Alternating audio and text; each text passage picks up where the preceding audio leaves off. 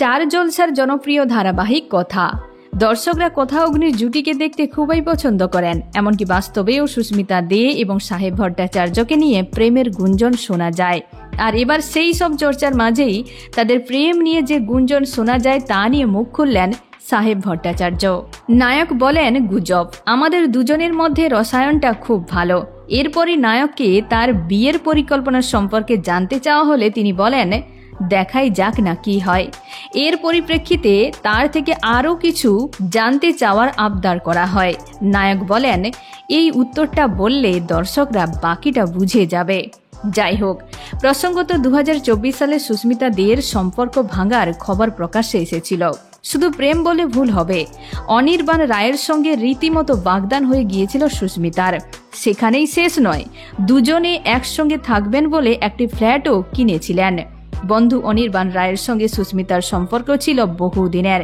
বিজ্ঞাপন সংক্রান্ত কাজের সঙ্গে যুক্ত অনির্বাণ, সেই সূত্রেই আলাপ সুস্মিতার সঙ্গে। তার ফটোশুটেও বহুবার মডেল হয়ে ধরা দিয়েছিলেন সুস্মিতা। প্রায় দিনই অনির্বাণের সঙ্গে ভালোবাসা মাখা পোস্ট শেয়ার করতে দেখা যেত সুস্মিতাকে। তাদের সম্পর্কের বয়স ছিল মাত্র 5 বছর। তবে কথার কাজ শুরুর পর সুস্মিতা ও সাহেবকে নিয়ে নানা গুঞ্জন রটতে থাকে। আর এই সবের মাঝেই সুস্মিতার প্রেম ভাঙার খবর প্রকাশ্যে আসে। এই প্রেম ভাঙার পর একের পর এক ইঙ্গিতবাহী কথাও লেখেন অনির্বাণ।